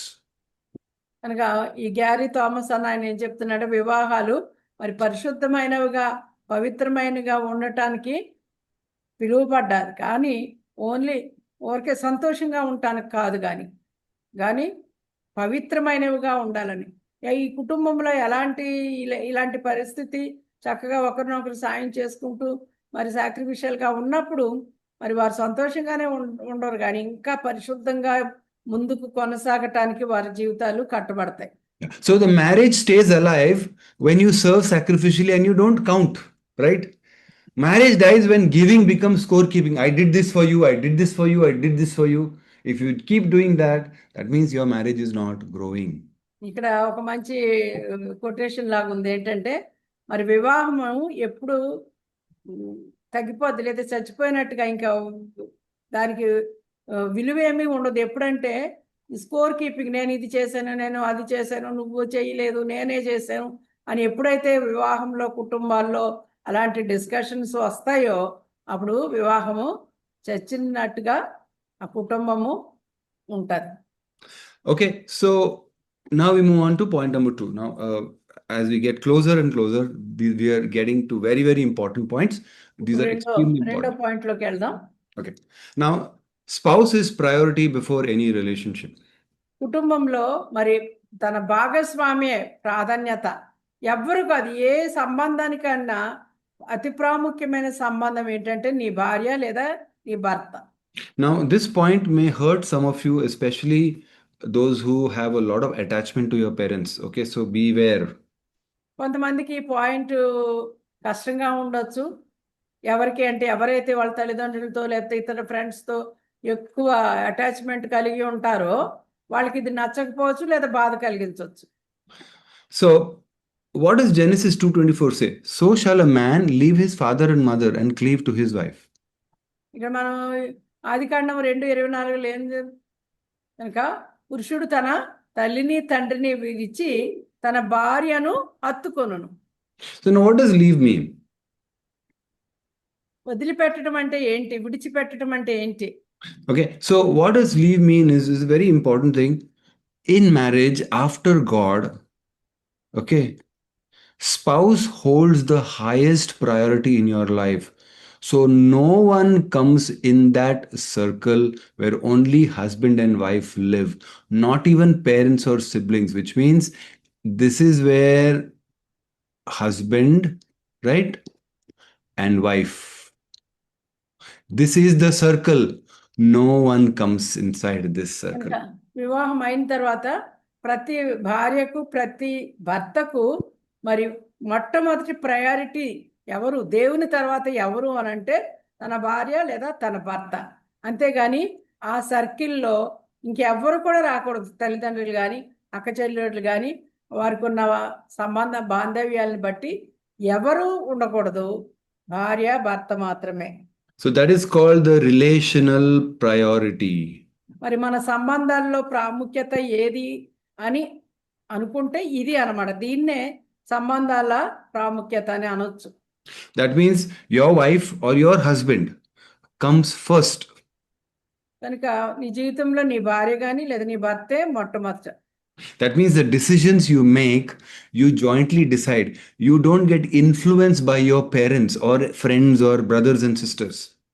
నువ్వు తీసుకునే నిర్ణయాలు కానీ లేకపోతే నువ్వు చేసే ప్రతిదానికి మొట్టమొదటిగా మీరు చెక్ చేసుకోవాల్సింది, కలిసి చేయవలసింది ఎవరు కానీ ఇతరుల సలహా కాదు, కానీ నీ భార్య సలహా, నీ భర్త, నీ తల్లిదండ్రులు, అక్క చెల్లెలు లేదా స్నేహితులు కాదు. That means you defend your wife or your husband before your parents, before your friends, before everybody. You defend, you says, no, she is first for me. So నీ నీ జీవితంలో మొట్టమొదటిగా నీ తల్లిదండ్రుల ముందు కానీ ఇంకెవరి ముందైనా నీ జీవితంలో మొట్టమొదటి ఎవరు అన్నది నీ భార్య అని లేదా నా భర్త అని చెప్పి మనం చెప్పగలిగిన స్థితిలో ఉండాలి. So it is not that you don't love your parents or your brother, sister. You keep loving, you have the same love, but now your priority becomes your wife or your husband. అలాగని చెప్పి మన తల్లిదండ్రుల్ని, మన సిబ్లింగ్స్ని, అక్క చెల్లెళ్ళని, అన్నదమ్ముల్ని మనం ప్రేమించట్లేదని లేదా వాళ్ళని తృణీకరించేమని కాదు, కానీ మన కుటుంబంలో మీ వివాహం అయిన తర్వాత భార్య భర్త మొట్టమొదటి స్థానాన్ని కలిగి ఉండాలి. For example, after you get married, your mother or your father tells, hey, you have to do this, you have to visit this home. We have already told them that you all are coming. Okay, your parents have decided. So what will you say? Oh, let me discuss with my wife, let me discuss with my husband, then we will let you know whether we can go there or not. ఉదాహరణకి మీ అమ్మ లేదా నాన్నగారు ఏం చెప్తారంటే, ఇదిగో మీరు పలానా వాళ్ళ ఇంటికి వెళ్ళండి, ఎందుకంటే మేము ఆల్రెడీ చెప్పేసాము మీరు వస్తారని చెప్పారు అనుకోండి. మీ ఇష్టం లేకుండా మీ తల్లిదండ్రులే నిర్ణయం తీసుకుని అక్కడికి వెళ్ళాలని మనతో చెప్పినప్పుడు భార్య కానీ భర్త కానీ, అదే ఉండండి చెప్తాం ఏ సంగతి, నా భర్తతో మాట్లాడి భార్యతో మాట్లాడి నేను ఏ మాట చెప్తానని చెప్పాలి. Okay, for example, your father may be an expert in financial advice and he tells you, hey, you buy this house, hey, you do this investment. So what you should say? Okay, let me discuss with my wife or let me discuss with my husband, then we will let you know. మీ నాన్నగారు ఆర్థిక విషయాల్లో చాలా జాగ్రత్తగా, చాలా విషయాలు ఆయనకి తెలిసి ఆయన చక్కగా ప్లాన్ చేసే వ్యక్తి అయ్యి ఉండొచ్చు. బహుశా ఆయన చెప్పొచ్చు, ఇదిగో బాబు, లేకపోతే ఈ ఇల్లు కొనుక్కో, లేకపోతే ఇక్కడ ఇన్వెస్ట్ చేసుకో, ఇక్కడ దాచుకో డబ్బులు, ఇక్కడైతే బాగా వస్తుంది అని చెప్పొచ్చు, తప్పు కాదు. కానీ అప్పుడు మీరేం చేయాలి? కొడుకు, నా భార్యతో కూడా మాట్లాడి ఏ విషయం నీకు చెప్తాను నాన్న, లేదా నా భర్తతో మాట్లాడి ఏ విషయం చెప్తాను నా అని చెప్పాలి. So that is what is relational priority. In this process, your parents may not like it, or they may say, oh, now you have your wife or your husband, now you have changed. You have to tell them, yes, that is what the Bible tells, I have to change. ఇలాంటివి జరిగినప్పుడు దీన్ని relational priority అని అంట. సంబంధాల్లో ప్రాధాన్యత ఎవరిది అన్నది. అయితే అలా జరిగినప్పుడు తల్లిదండ్రులకు కొంత నచ్చకపోవచ్చు, ఇష్టపడకపోవచ్చు. ఏంటి నీ పెళ్ళైన తర్వాత చాలా మారిపోయావు అని అనవచ్చు, లేదా వాళ్ళు బాధపడవచ్చు. అలాంటప్పుడు చెప్పాలి, ఇదిగో నిజమే కదా, మేము మారాను, ఎందుకంటే బైబిల్ ఏం చెప్తుంది అన్న విషయాలు తల్లిదండ్రులు గ్రహించేటట్లు మనం చెయ్యాలి. And if you do this often, if you continue to do this, your marriage will become very strong. ఈ విషయం మీరు ఎప్పుడూ కూడా పాటిస్తూ ఉంటే మీ కుటుంబం చాలా బలమైన కుటుంబముగా కట్టబడుతూ ఉంటుంది. Right? And if all the rest of them come outside this circle, మరి ప్రతి ఒక్కరు కూడా ఈ సర్కిల్లో భార్య భర్తే ఉంటారు. మిగిలిన వాళ్ళందరూ కూడా తర్వాత సర్కిల్లో ఆ పరిధిలో వాళ్ళు ఉంటారు. and again the second thing is that social man leave his father and cleave. Now what is cleaving is becoming emotionally one. That means in marriage your spouse has the first access to your heart, which is what is in your heart. Nobody else knows first before your wife or your husband. ఇప్పుడు మనము మరి పురుషుడు తన తల్లిని తండ్రిని విడిచి తన భార్యను హత్తుకొని ఉంది కదా. హత్తుకోవటం అంటే ఏంటంటే, నీ భార్య లేదా నీ భర్త మీరే ఫస్ట్ వాళ్ళ యొక్క హృదయానికి దగ్గరగా ఉన్నవాడు. నీకేం చేయాలి, నువ్వేమనుకుంటున్నావు అన్నది మొట్టమొదటిగా తెలియవలసింది ఎవరు? నీ భార్యకు కానీ నీ భర్తకు కానీ. That means tomorrow if you get a bonus or a hike or a new job, you first can't pick up the call and tell your mother and father. You have to first tell your wife.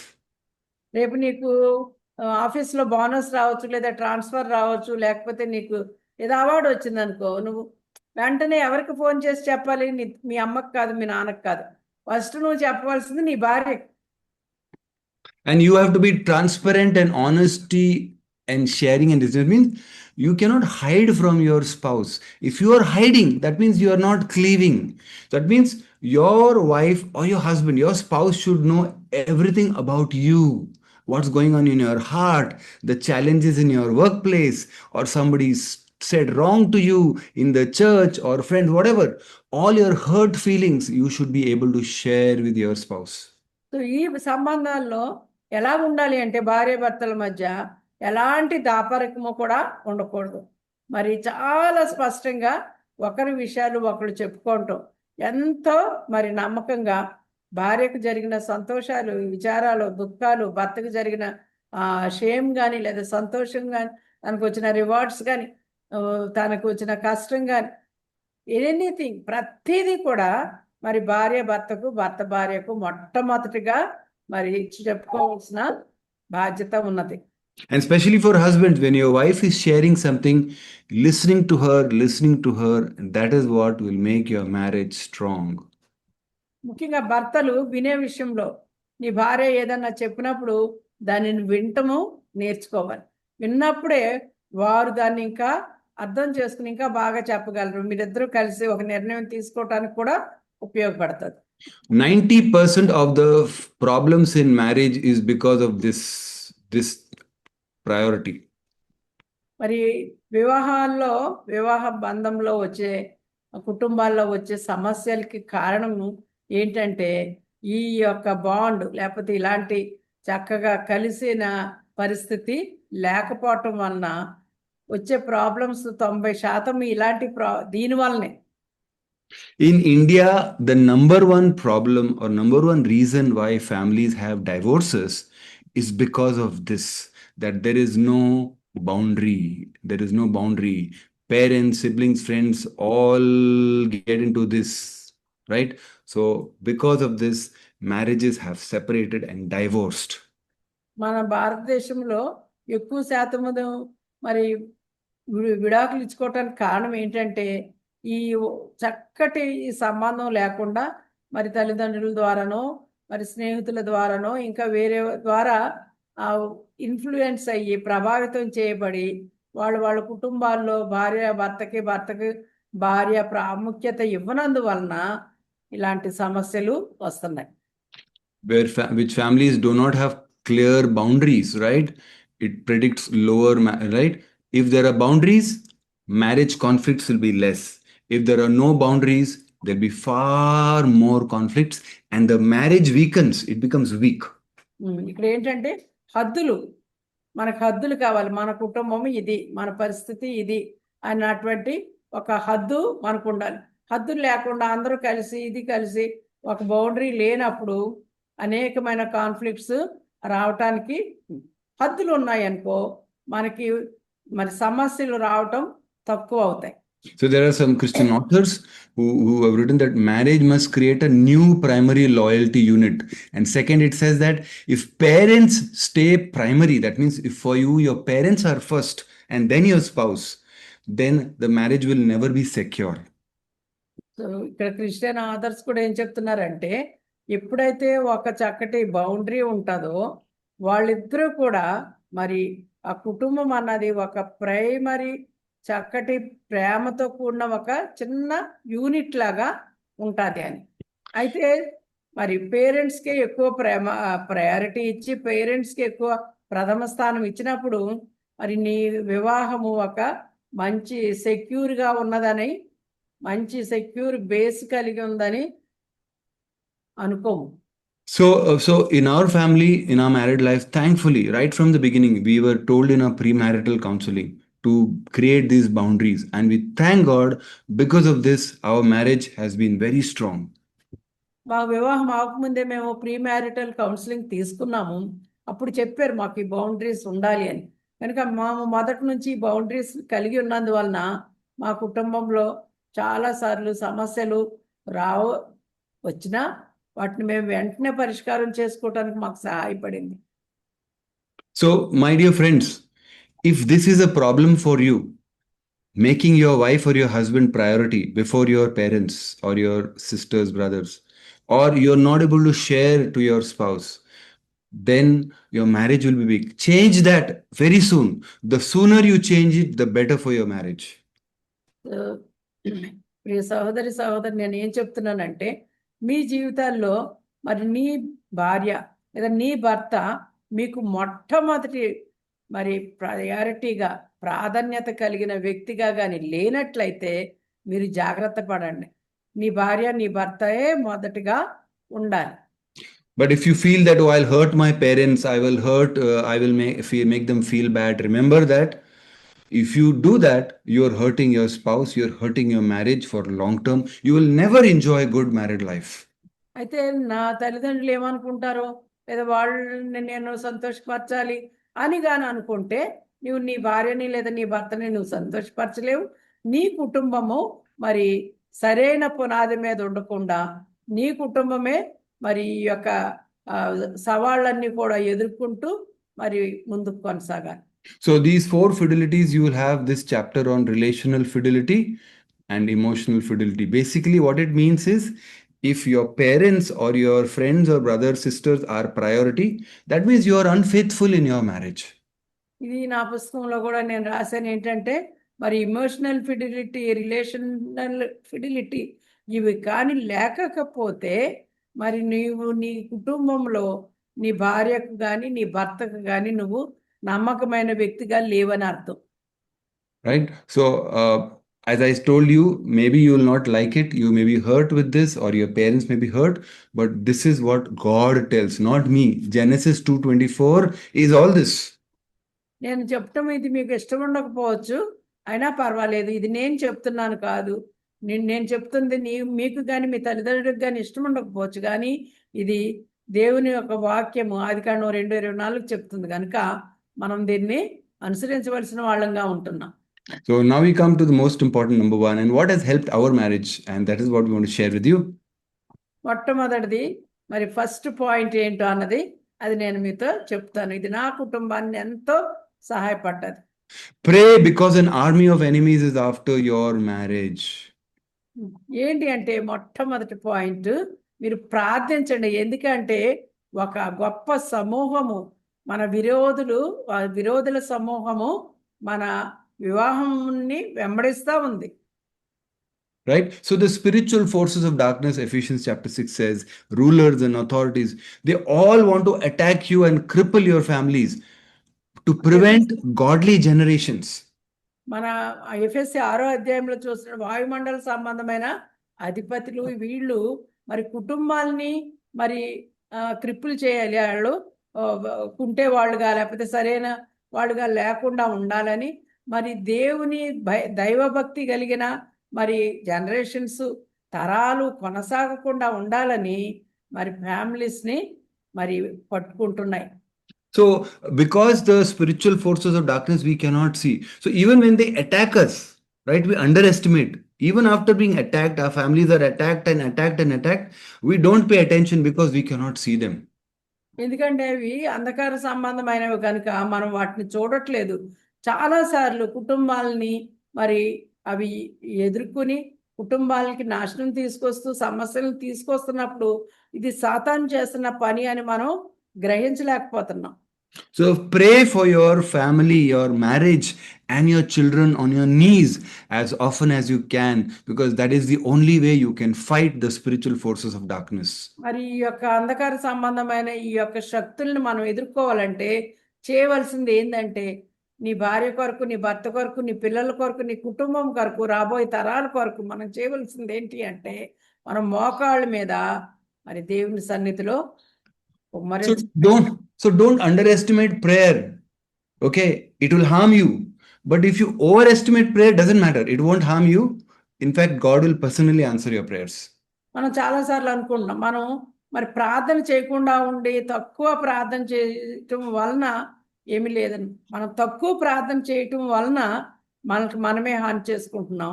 కానీ మనం దేవుని సన్నిధిలో ఎక్కువ సమయం గడపటం వలన ఆయన మన ప్రార్థన ఆలకించి మనకు తగిన ఫలాన్ని అనుగ్రహిస్తాడు. See, Ephesians chapter 6 actually clearly says that Our struggle is not against flesh and blood, right? There is a spiritual forces of darkness. If you want your marriage to be strong, please do this. We have done this all through our marriage. We have prayed and prayed for our marriage. So please do that in your marriage. ఈ 2 వచనాలని మనం చూడండి. అక్కడ ఎఫెసీ 6వ అధ్యాయంలో మరి ఈ యొక్క అంధకార సంబంధమైన శక్తుల నుంచి మనం దూరంగా ఉండాలంటే మనం ఎడతెగక ప్రార్థన చేసే వాళ్ళంగా ఉండాలి. So even the secular people, who write, who have researched, they says that those families who pray, who go to church, who are actually religious, okay? I'm not saying we should be religious. We should be, having a relationship with God. But even though they're religious, their marriages are better. ఈ secular వారు ఏం చెప్తున్నారంటే మరి ప్రార్థన చేయటం వలన లేదంటే ప్రార్థన అనకపోయిన వాళ్ళు మరి రిలీజియస్గా ఉండటం వలన మరి సమస్యలు తగ్గి మరి చాలా వరకు మరి విడాకుల రేటు తగ్గుతూ ఉంటుంది అని వాళ్ళు చెప్తున్నారు. So there's a good book by Stormy Omartian, Power of a Praying Husband, Power of a Praying Wife. Then there is this book of Cherry Fuller. They're all writing about the importance of prayer. Please read these books and please pray.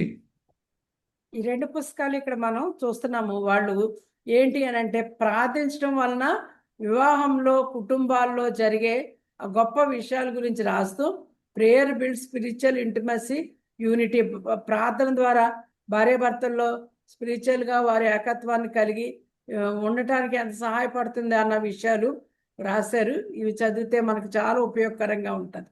So Fire Royal Marriage in my book, I have actually, if you see the book, there are 2 chapters specifically on this spiritual battle for marriage, prayer cover for marriage. Please read this. You'll get a lot of ideas and thoughts about prayer and the importance of prayer. It's so important that we put it in this book. నేను రాసిన మొదటి పుస్తకంలో కూడా 2 అధ్యాయాలు ప్రార్థన మీదే ఉంది. మరి ఈ ఆత్మీయమైన పోరాటము వివాహాల విషయమై, తర్వాత మరి ప్రార్థన ఏ విధంగా మన వివాహాలని కవర్ చేస్తుంది, కాపాడుతుంది అన్నది రాశాను. మంచి విషయాలు ఆ 2 చాప్టర్స్ చదివినందువలన కూడా నేర్చుకోగలుగుతారు. Okay, so we have done. So let's do a summary now. All this is summary. You can take a picture of this and keep it. So all the points, these are the relational priorities, right? This is the AI has grouped it. Okay. Praying for protective unity. Make your spouse the primary, right? Let me just erase this so you can take a picture. Make your spouse the primary priority. Okay.